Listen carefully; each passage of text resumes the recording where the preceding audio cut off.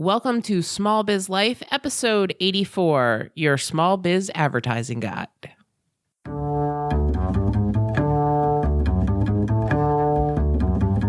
Does this sound familiar? Oh my God, I have so much to do today. Don't forget to breathe. But I have almost 400 emails in my inbox and 30 phone calls to make. Have you looked into getting a virtual assistant yet? Oh, and I need to schedule all my social media posts. Did you drink anything today? I had coffee. Did you eat today? Did I mention coffee's a bean? This is Small Biz Life.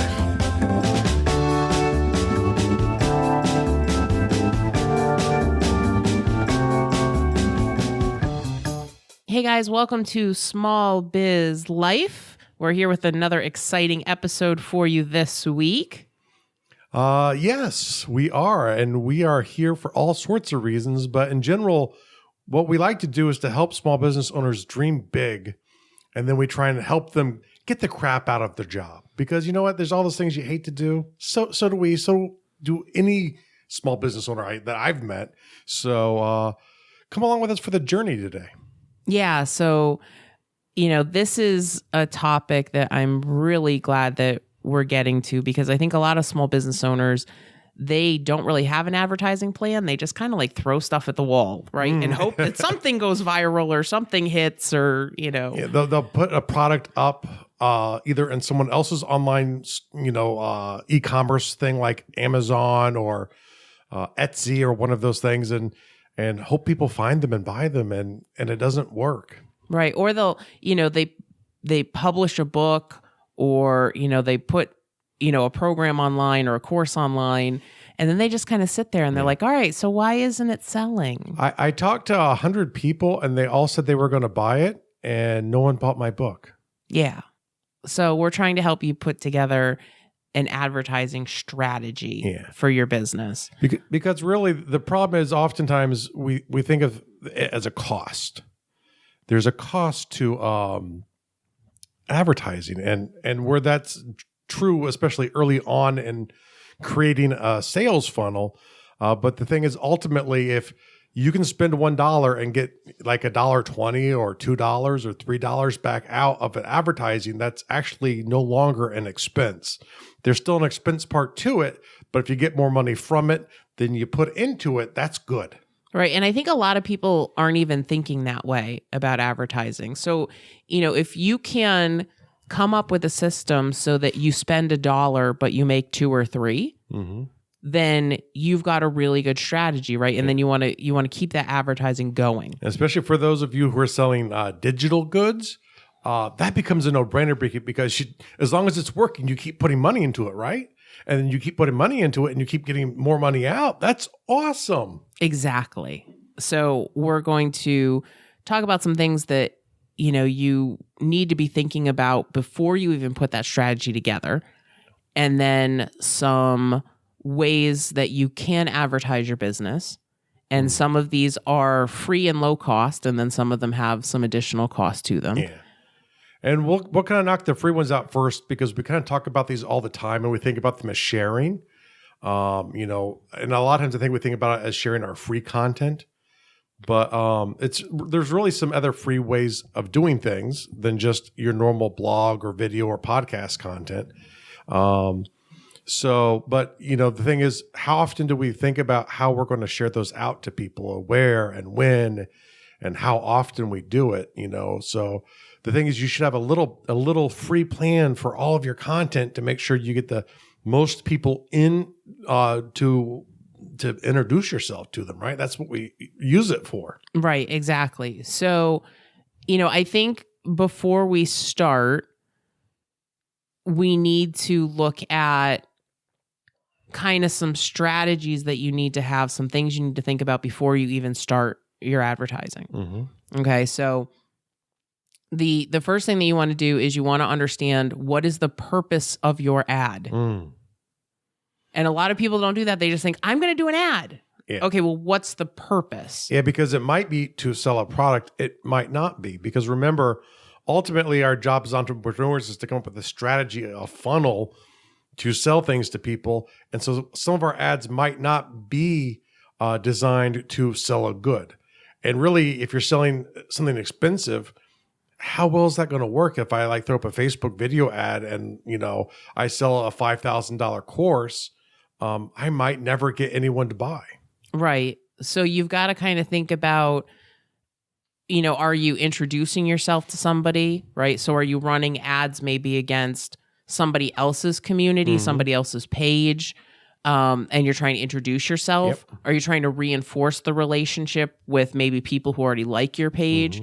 Are you trying to get them to make a decision? Yeah. That, okay, now that you have the relationship with me, hey, we're rolling out this new thing. Do you want to buy it? Yeah, that's the selling one. That's the selling one. Okay. And the one I think people forget about the most is the service one. And if you go back to our episode on the 4x4x3 sales funnel, the last part we call servicing. And that's when you deliver the product, but it's beyond that, right? You're trying to maintain a relationship, but it's at a different level than it would be if they've not bought anything from you. And the thing is, one, you're trying to keep your customers happy. You're trying to, if you're like us and you're giving away information, you want to keep adding value to them so that they don't forget why they follow you in the first place. Right. And that's one thing that we're going to start doing is we're going to start running ads just to promote episodes to help increase the number of people that know who we are, that are getting the value that we deliver. Yeah. And if you've read .com secrets, that would be getting control of the traffic you don't control. Right. Exactly. Okay. So I think that's really important. The second thing is you need to have a plan, and that plan needs to include a budget. Such an accountant. Okay. Buzzkill. Well, because I think, a lot of times when I talk to clients and I say, okay, well, what's your advertising budget? And they kind of like blink at me. The blink, blink. What is that? What is this budget thing you're talking about? No, that's an expense. We don't have a budget for that. Yeah, you need to have an advertising budget, because when you are trying to put a campaign together, you need to know how much you want to spend. Yeah. Right. And if you just say, I'm going to chuck $200 at this and $900 at this and $1,200 at this, if you don't have a budget, you're either not going to spend any money on advertising or you're going to spend too much money on advertising. Yeah. And one of my suggestions too is the more tested out the sales process that you have online is, or even if it goes on and offline, like maybe there's a phone number they have to call, whatever it is, until you really have it tested out to make sure it's working at every level. If you spend money to get advertising because you don't have enough traffic, that's okay. Keep the budgets really small. Those are your $5 budget ones. Because you just want to see what happens as the stuff starts to flow in. And maybe you've tested out all of the pieces but the advertising part. And so now you start trying a Facebook ad or a Google ad. You want to do really small budgets on those as well too, to make sure the ad works, to get the people into your opt-in page, to get the freebie to move on. Right, exactly. So I think it's really important. A lot of people ask me, like, how much money should I spend on advertising? And it really depends on the profit margin of your products. So typically I tell small business owners that if you're really working on this and you've got a plan and you've got a funnel put together, you're probably looking at 10 to 20% of revenue. Yeah. And really too, once again, if it's a digital product and you've run it several times and you get, $2 back for every dollar you put in, which would be a great funnel, if you need more money, increase your budget. No, exactly. And that's why I like it as a percentage of revenue. Yeah. But that's the thing. So if you're selling a product and that product cost you, $1 and you're selling it for $2, right? Then your profit margin is 50%. It's half. So I would be going on the lower end, more like 10% for your advertising, because you've got to pay for that product when you sell it. If you're selling things that are digital or you're selling services or something that has a real high conversion rate, that's when you're looking at, the 20%. Yeah. And really too, I think the important thing that could get lost with the percentage is you don't want to get too much of your cash caught up in this in case some other thing rises up and you need the cash. So that way it's less risk to your company to have a set amount that you plan to use, but you don't need to go there right away. So test out all of the pieces, and when the ad works and when the funnel works, then you get to that 10% or that 20%, depending on how much you get back, and make sure that you can deliver on the back end. Right. And make sure that you have the money in the bank. Because what I see a lot of small businesses do, especially when their funnel's not tested yet, is they will say, I'm going to spend $5,000 on advertising, and I think I'm going to make, $30,000 and they don't have the $5,000 in the bank. I'd tell you, if I was in that scenario, I'd be more likely to hire someone who was great at making a Facebook ad or great at making one of the pages for me if I couldn't do it, than I would at actually spending on advertising it. Because you're probably starting off with a better funnel to start with, but you still have to go through and test it and make sure that people are moving through. Right, exactly. So set a budget and spend money that you have. And really, too, I think one of the things that we also didn't talk about here is when you're servicing your customers as well, this is where, as a small business, you're branding, right? The thing is, don't think that your brand is the most important thing on a sales funnel unless it's for customers you've already sold to. You're trying to build up your brand, and we don't have the huge budget of GM or Ford. We need conversions up front. So focus more on conversions up front. Once they get into your funnel, you can focus more on branding. Right, exactly. So we kind of talked about this already. You need a tested sales funnel. You need to have a process which you are walking them through in order to get them to act. Yes, because ultimately the thing is we want to introduce ourselves, build a relationship, get them to buy, and then deliver the product. And that's the 4x4x3 method. If you didn't listen to the episode, go back and check it out. Right, and we'll link it in the show notes for this one. But I find a lot of times that people will run ads and drop people to a page, and the page either doesn't have enough information about you or what you're doing, and you're just trying to sell directly to people who don't know you.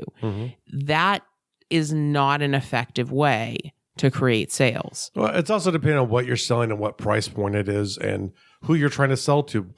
But, that's the whole point of the relationship phase is, you get them in there. They really need to know you, because ultimately people do not like to be sold to, but they do love to buy things. Right. Yeah. No, that's very true. So, if you're selling a product that's less than $10, you can probably drop people to a sales page with some compelling information. Like I know Russell Brunson is doing a book launch right now. He's the creator of ClickFunnels.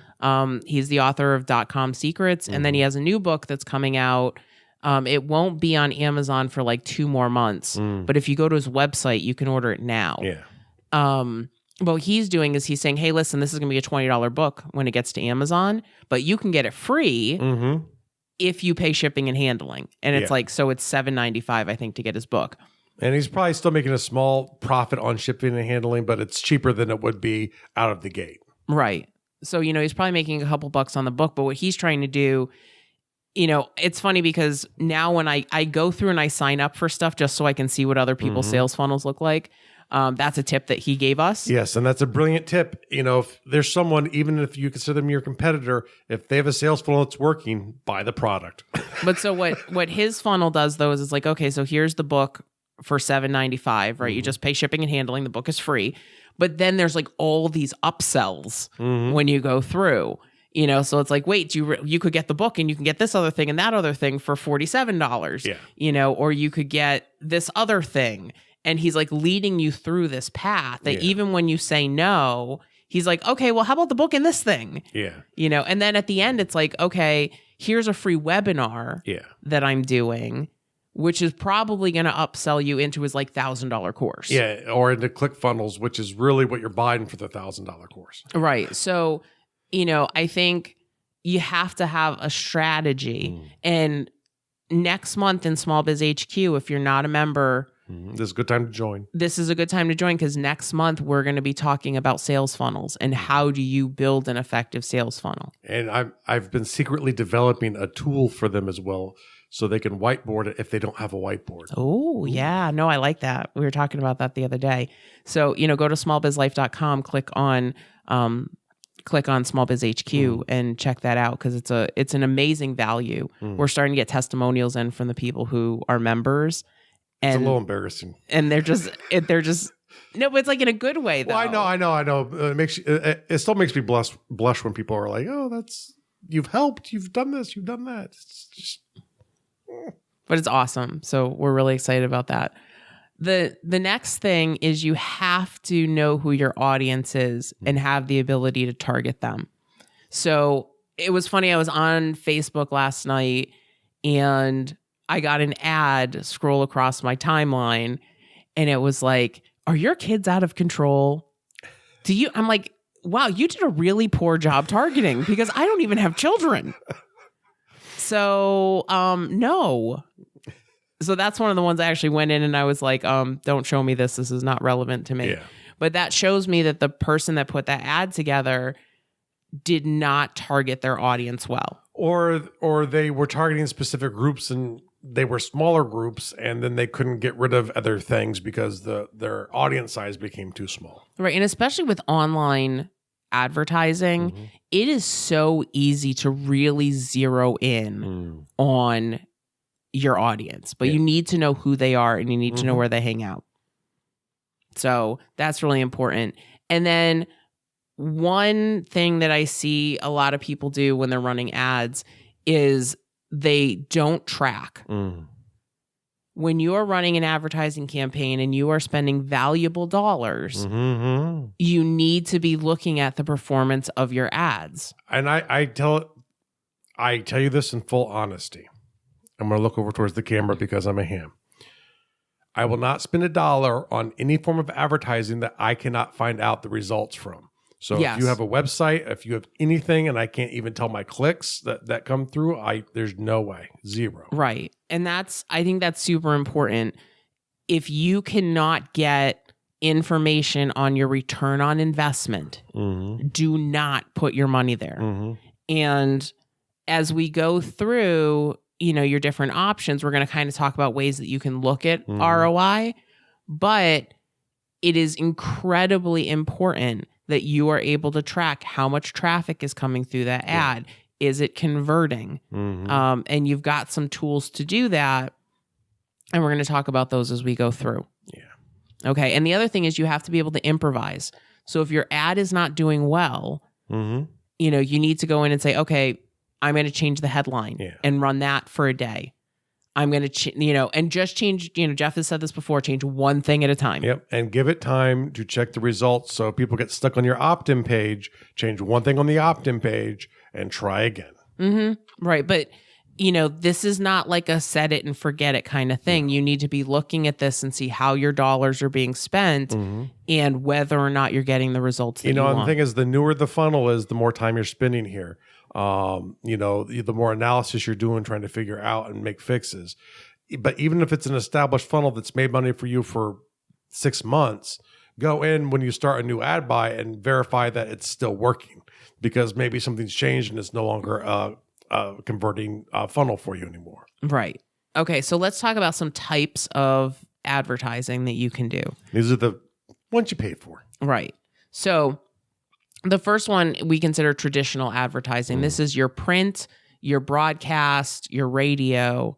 A lot of times it's very tough to track where people are coming from with traditional advertising.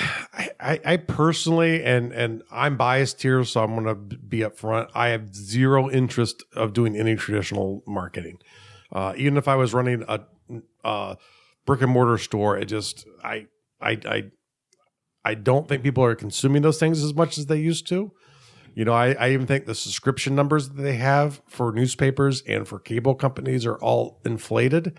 I don't buy it, and it's a lot tougher to put those things together if you're putting together, a radio ad or a TV commercial or even a print article. You need serious expertise to help you.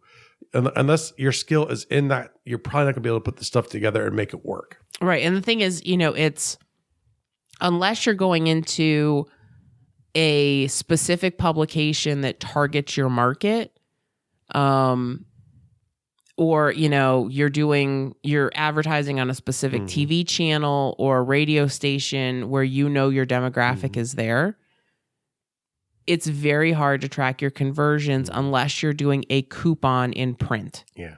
Right. And I really don't like that idea. And I know, and I didn't really research it for this, but I've seen it in the past where they talk about if you ask people where they heard from you, you'll probably never know unless there's a code involved that they have to give you, because they'll forget and they won't know if it was TV. And the first thing that sort of hits their brain that they'll say, and they've even done studies where people haven't done all of the forms of advertising that are in where you heard us from, and people will pick one of those anyway, because it's just the thing that their mind tells them is the correct answer.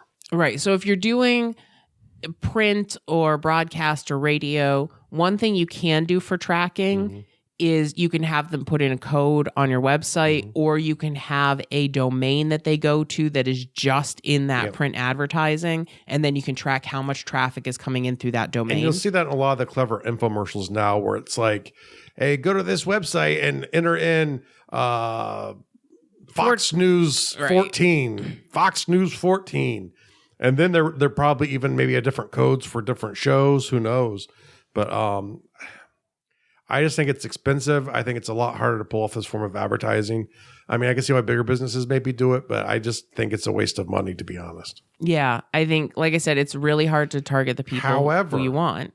I don't know all industries and all things that work. And if you know someone who's in your industry who's making it work somewhere, just, this is the Russell Brunson thing, is hack their funnel, find out the process, and don't steal the copy. Don't do anything like that, but make one that looks just the same piecewise. So if they have you call in for a special report, they send the special report out, there's a sales letter, whatever it is, follow the style of it, but don't use any of the words. Don't try and steal their copy, because that's wrong. Right. Don't steal their images, don't steal their copy. But, there are ways to do this. Like I said, if you're servicing small businesses and there is a small business publication or a small business website, if you're looking for business owners and your Chamber of Commerce has online advertising, or you can sponsor a newsletter, that's something that might be, somewhat effective, and usually you can get that at lower rates. So there are some opportunities, but again, you want to make sure that you can target your specific audience for that. Now we got to go into modern. Yeah, and I just call it modern. It's not futuristic. It's just modern. This is the way to advertise today. Online, mobile. I mean, pretty much the only three places outside of individual websites to put up banner ads that I would consider putting stuff is AdWords, YouTube, or Facebook. Yeah, and there are also things that you can do, like geocaching, where you can engage with a company who will put ads on people's phones depending on where they go. Yeah. So like if you have a downtown store and they're walking out, like they're walking towards your store, they're on that block, the block of the street that you're on, they might get a mobile ad basically talking about, oh, come in for free ice cream because you sell ice cream and it's July. That would probably be a very successful mobile ad. Right. So this one has an ice cream, try it out, let me know. Yeah. So, a lot of times I think we just think of AdWords and YouTube and Facebook because those are the really big players in the field. But there are companies you can engage that will, like if you've ever been like in a mobile app and you're like, how are they getting ads in the mobile app? They're using companies that do things like geocaching in order to get ads to you.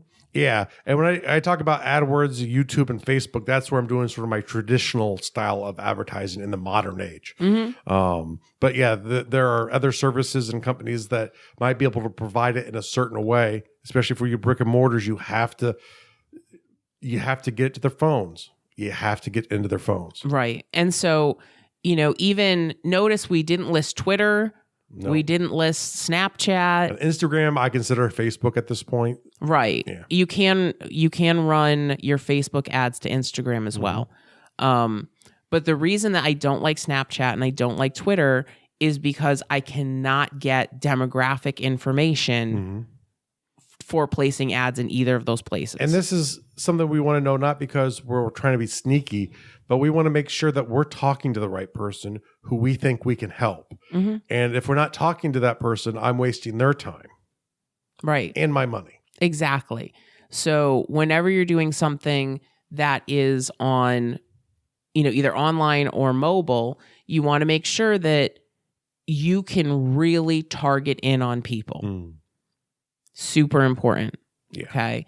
And then your next option is affiliates.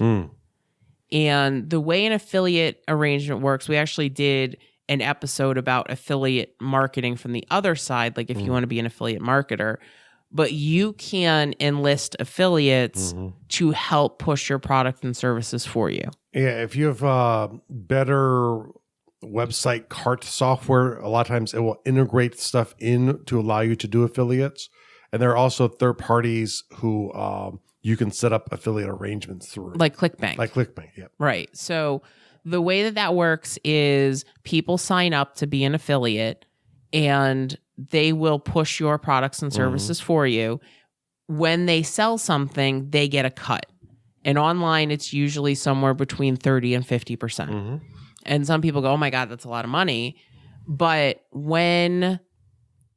especially with digital products, if you can generate a sale and give away 50%, that's a sale you wouldn't have had otherwise, right? And what you're doing is you're leveraging their relationship with their audience in order to sell your product. And if you can create a funnel where people can make more money than they spend, they will do this for you.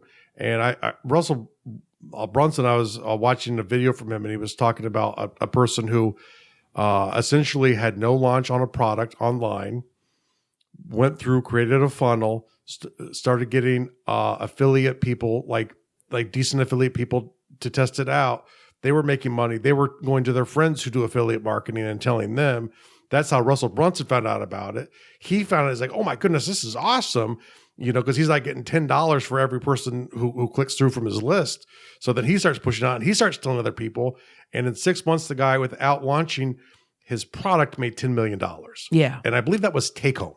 Yeah. So after his payouts. So, it's really crazy what you can do if you can get some good affiliates in your system. And this is one of those parts though, where it's very important to budget out and know your cost.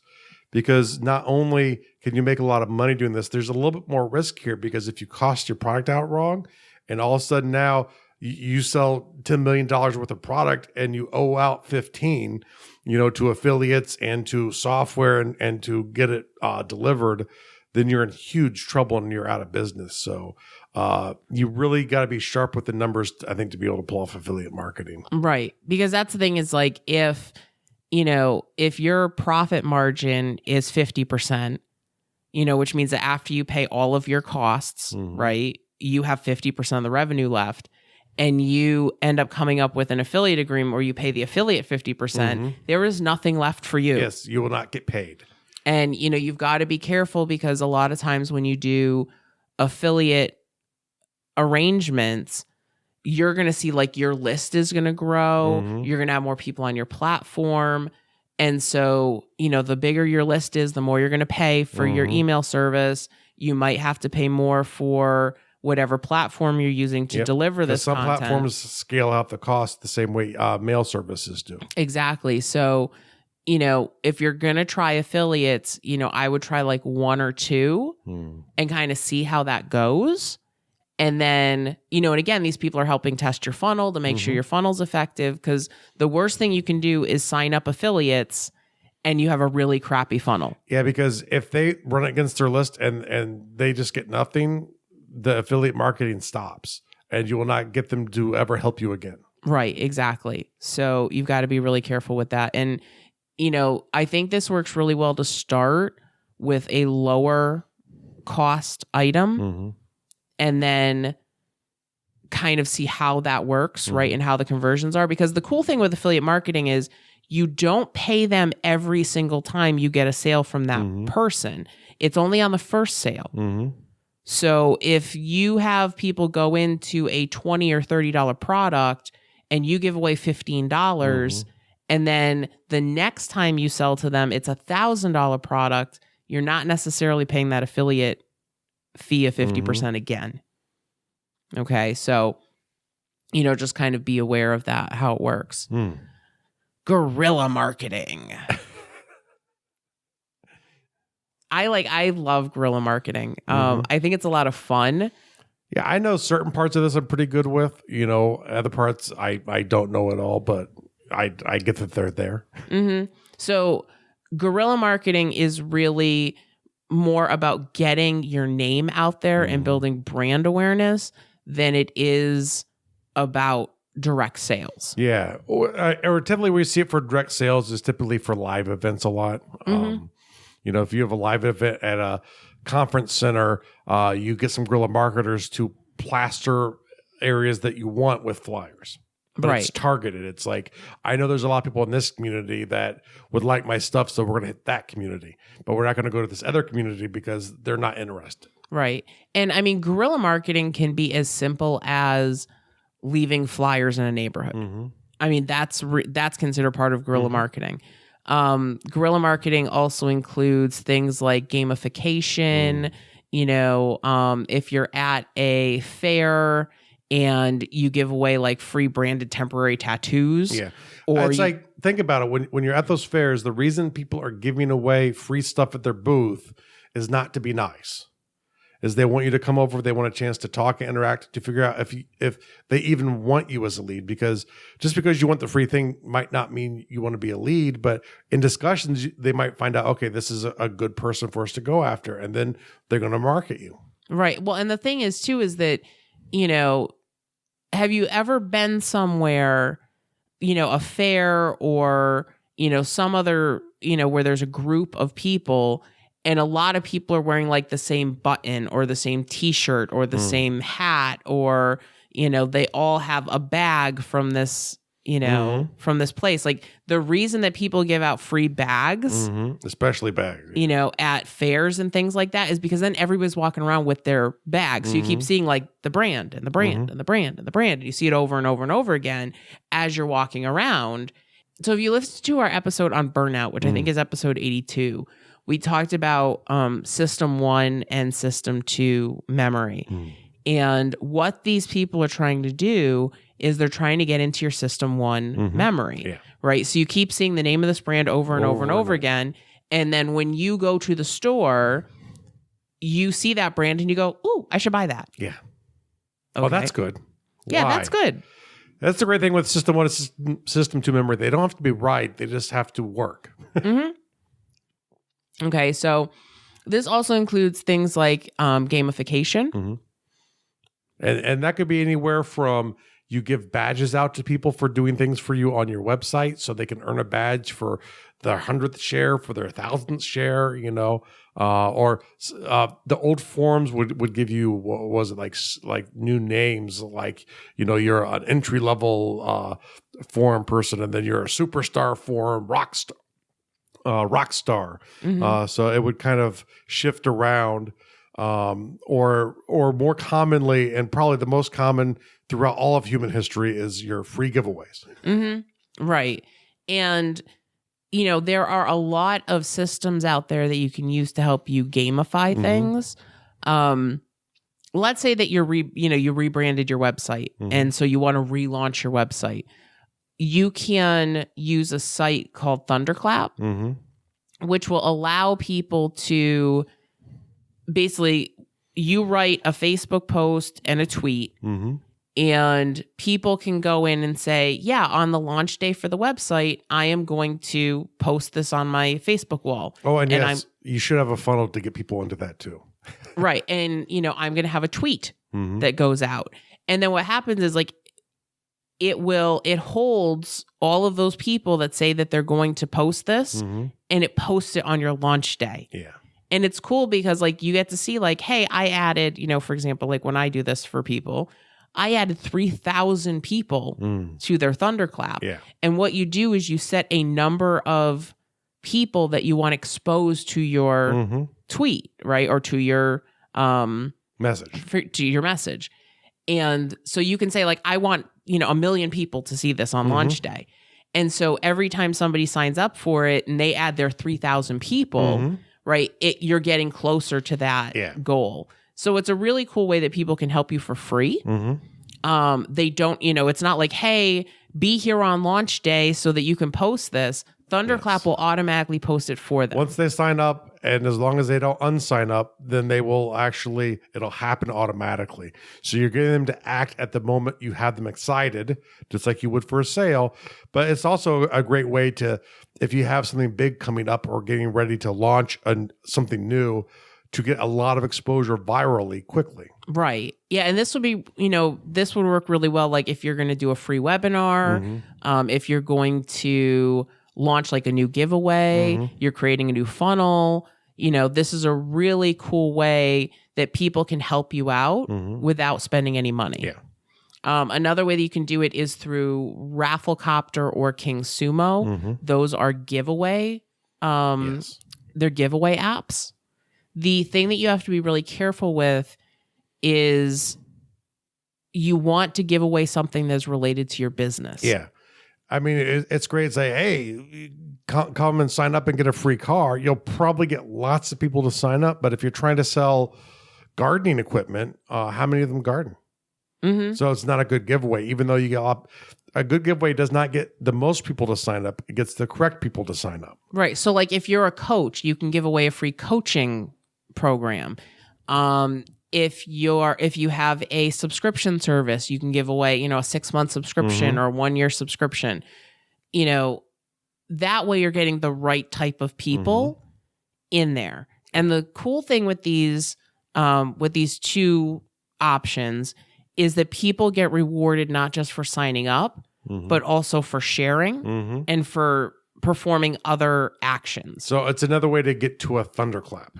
Right. So, hey, you're going to get 3 more entries if you share this on Facebook. You'll get 3 more entries if you share it on Twitter. So it helps them build up the number of entries that they have, but it also helps you get more exposure. Like my page and get a vote.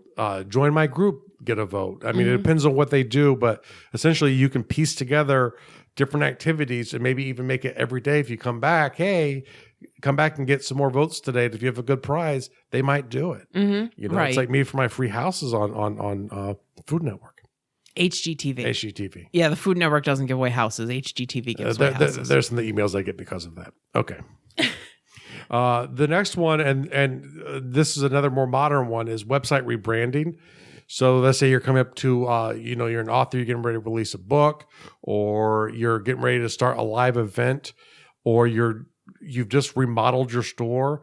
You can have a one-time, one-day rebranding, or for a certain period of time, but you're trying to focus everything towards one different item than you normally would. And so that's another way I think companies use guerrilla marketing very effectively, because if you have people who interact with you, it's shock and awe to come there. Ooh, this is cool. And maybe they go check out a little bit more than they would normally. Right. And, if you are a brick and mortar store and you either move to a new location or you like do the store, you paint the store, you do something major, have a grand reopening. Yeah. Okay.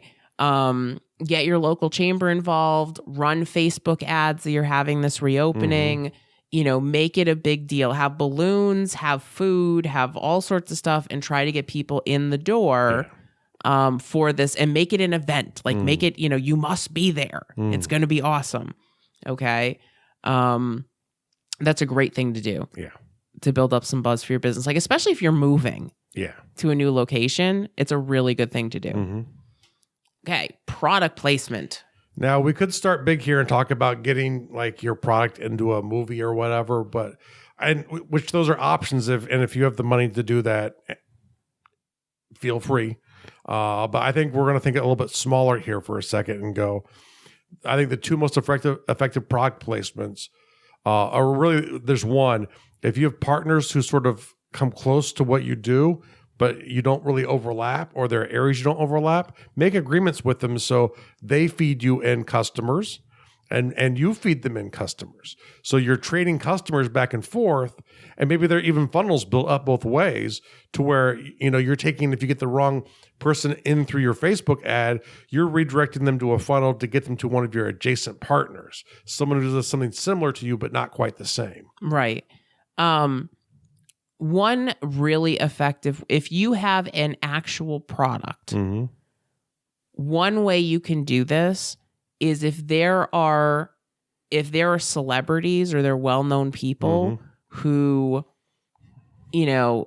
their audience is your audience, send them your product. Yeah. Okay. This can work if you've got t-shirts, if you do apparel, if you do like baby clothes and the person just had a baby. Okay. Send them your product. Yeah. Because if you can get someone who's well known, who has a large following, to wear your t-shirt, wear your thing, wear your jewelry, or have their kid, wear your thing, or, they start using your product and like, wow, I have this product and it's great. It really helped me. Yeah. That is going to be huge. Yep. And if you get one of them to do it, it would make up for the cost of all of the other ones you give away. And then, of course, too, another way to do it is through guest posting or sign up to contribute through other means. So maybe you contribute through Huffington Post, but you're using that to try and get traffic from their site to yours. That's a very common tactic for bloggers out there today. Right. And another way you can do this, too, there's a website that's called Help a Reporter Out. And you can just Google that and we'll put a link in the show notes. But you can sign up to be a source in stories. So the way it works is you get an email. I think, we get emails 3 times a day, I think. And you're looking for things that you are a subject matter expert in. And, even like some of them are like, we're looking for moms to talk about how they deal with stress. Yeah. I mean, there's all sorts of things. But then you respond to the reporter. And it's, you're not getting their direct email. You're getting something from Help a Reporter Out. But, if that reporter comes back to you, they're going to list who you are and your business. Yep. And so it's a really good way to kind of get some exposure with little investment. You just have to, it's one of those things that if you want to do this and this is going to be a strategy for you, you have to respond quickly. Yeah. Especially if it's something that there's a larger audience, of people that are in this space. You have to respond quickly. Yep. And then the final and ultimate way to market. This is something that you can't pay for this. No. Referrals. It blows my mind how few people actively seek out referrals. It's funny because in my business, my clients, I'm pretty good about telling people, especially my local clients, like I'm not looking for clients right now, or I am looking for clients right now. One of the best things that you can do after you provide a service for someone is, thank them, like handwritten thank you note. Thank you so much, for, signing up for our service or, letting me help you. If you know anyone else who needs help with this, please feel free to give them my card, and then put some cards in the thank you note. And the thing to keep in mind is, don't sell it on this. But if someone sends you a referral, give them a gift card or give them something small to thank them for doing it.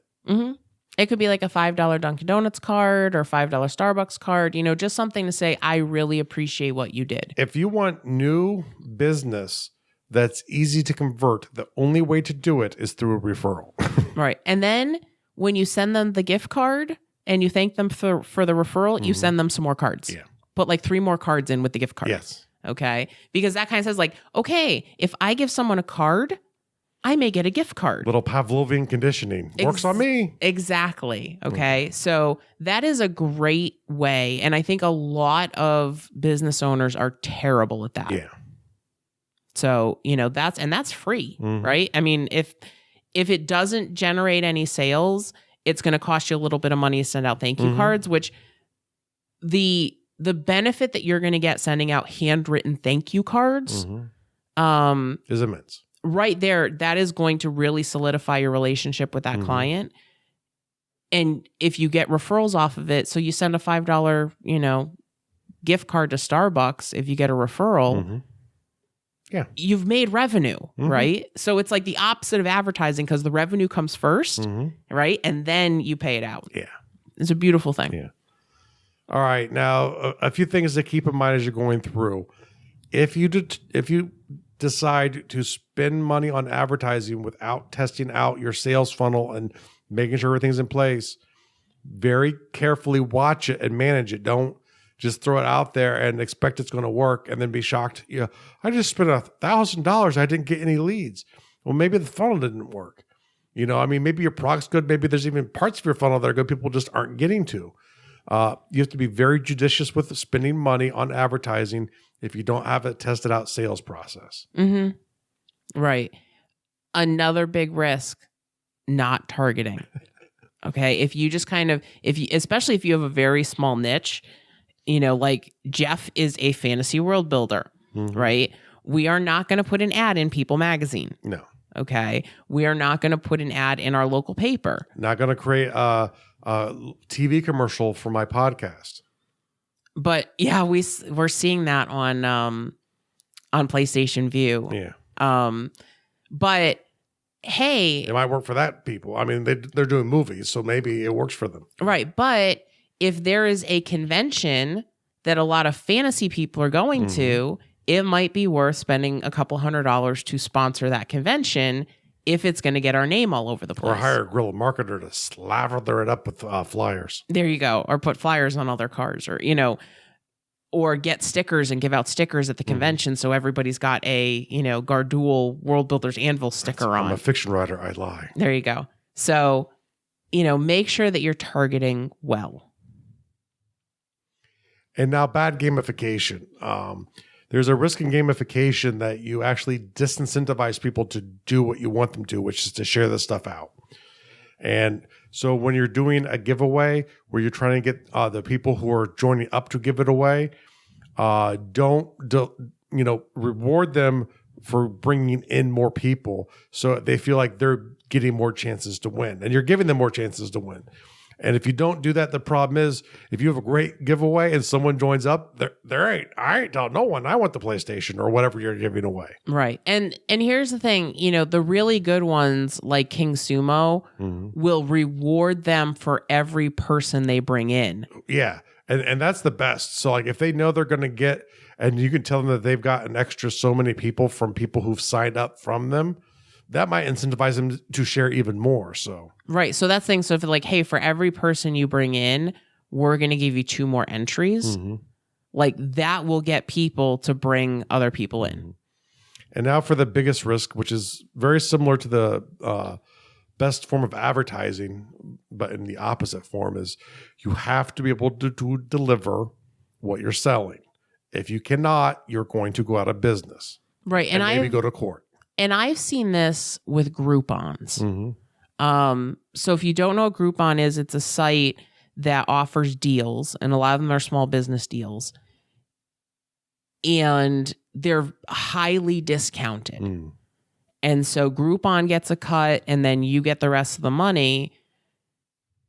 I've seen a lot of businesses go out of business or incur a great amount of debt in order to fulfill the Groupon. Because, let's say that you make cupcakes, okay?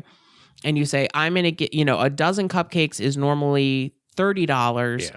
But if you buy this Groupon, I'm going to give you a dozen cupcakes for $15. Okay. Then what happens is Groupon takes their cut. So let's say it's $3 and you get the other 12. So you're giving people a dozen cupcakes for $12. Okay. Hoping that you're going to get repeat business out of it. But that's not always the case. What Groupon has found through its own research and people who have done outside academic research is that most people do not go to that business again, or only go again if they can get another Groupon. Yeah. So you may end up driving yourself out of business because you can't really give out a dozen cupcakes for $12. Yeah. So, and that goes back to your tracking and improvising. You got to have these processes in place, but quickly remember, it's like when you think about advertising, know what the purpose of the ad is, have a plan and a budget for it, create a tested sales funnel before you really start putting any money into it, and then know your audience. And you're going to have a different funnel for someone that you've never met versus someone who's new. And then along the lines of doing this, track and improvise as needed to make the process work better so you can get the most money back out of your advertising. Because you want to get up to that $1.50 or $2 for every dollar you spend. Exactly. And then pick your ad and get to it, because you know what? If you can create a funnel where you can make more money than you spend by just doing it, I mean, the idea excites me. It doesn't get any better than that. It does excite me. Okay. So if you have any questions about this, the best way to reach us is in our Facebook group. You can join us at facebook.com/group/smallbizlife, where we are helping hundreds of small business owners improve their process and cut the crap out of their business. So we'd love to have you there so we can support you and serve you. So thanks so much. We'll see you next week. This was Small Biz Life.